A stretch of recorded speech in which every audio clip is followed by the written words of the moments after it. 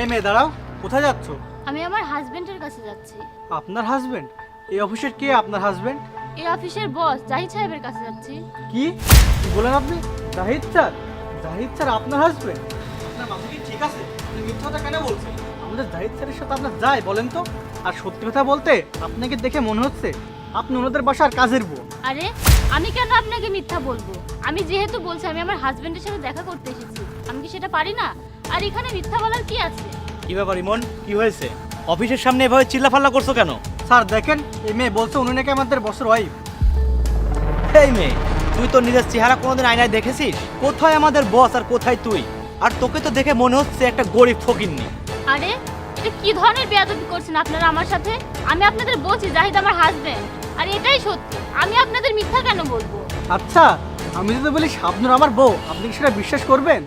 আর আমি ভালো করে তোদের মতো মেয়েদের চিনি, তোরা বড়লোক কাউকে ফাঁসানোর জন্য যে কোনো কাজ করতে পারিস। তুই আমাদের বসকে ফাঁসানোর চেষ্টা করছিস, তাই না? কিন্তু আমরা তোকে কোনো মতে সে কাজ করতে দিব না।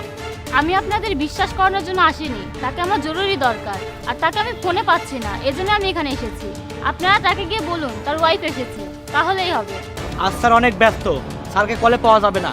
আর তোর মতো ভিখারির সাথে স্যারের কথা বলা তো সময়ই নাই। প্লিজ আপনারা আমার কথা শুনুন, জাহিদের সাথে আমাকে একবার কথা বলায় দেন। এই অভদ্র মেয়ে, তোকে যে এত করে বুঝিয়ে বলছি, তোর মাথায় কি কথা যায় না? এই ইমন, তাকে ধাক্কা দিয়ে বের করে দাও এখান থেকে।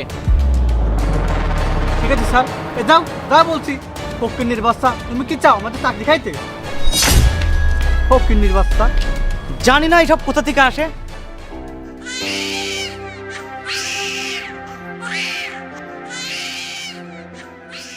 স্যার দেখেন, ওই মহিলা অফিসের সামনে এখনো বসে আছে। আজ এই মহিলার খবর আছে। এই মেয়ে, তুই আবার অফিসের সামনে বসলি কেন? তোর সমস্যা কি?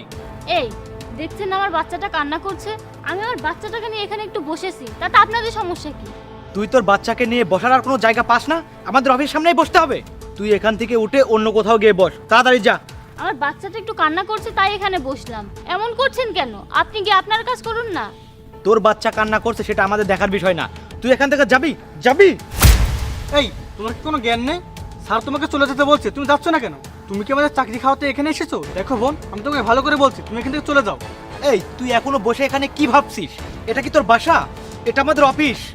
আমি তোকে এখান থেকে চলে যেতে বলছি, আর তুই এখনো এখানে বসে আছিস। তোর কি লজ্জা বলতে কিছু নেই?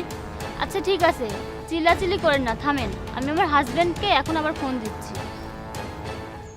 এই ফকিন্নির কাছে এত দামি ফোন? ইমন, এই মেয়ের কাছে এত দামি ফোন? এ নিশ্চয়ই অনেক বড় ধান্দাবাজ। আপনি ঠিকই বলেছেন স্যার, আমার মনে হয় এই মেয়ে জাহিদ স্যারকে ফাঁসাবে। কি ব্যাপার, ফোন ধরছে না কেন? সে তখন থেকে এতবার ফোন দিচ্ছি। আচ্ছা কি এমন কাজে ব্যস্ত? এই জন্যই তো বলছি এই মেয়েকে অফিসের সামনে থেকে তাড়াতাড়ি তাড়াতে হবে।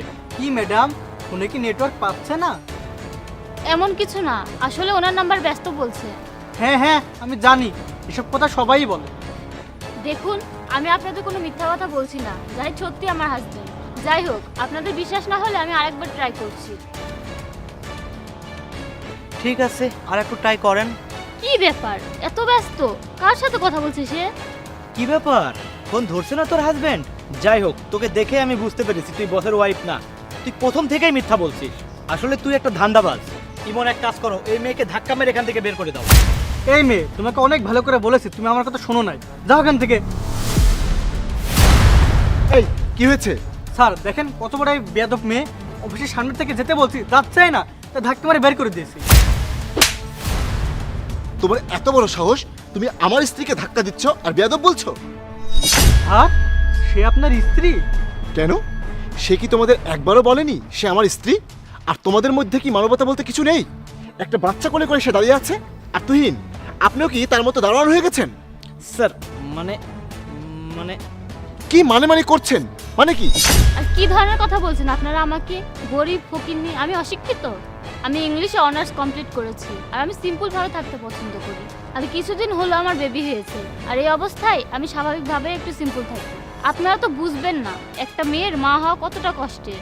স্যার, ম্যাডামকে বলুন আমাদের মাফ করে দিতে। মাফ করবো তোমাদের? তোমাদের এই অন্যায়ের ক্ষমা হয় না। তোমরা মানুষের চেহারা আর পোশাক দেখে বিচার করো।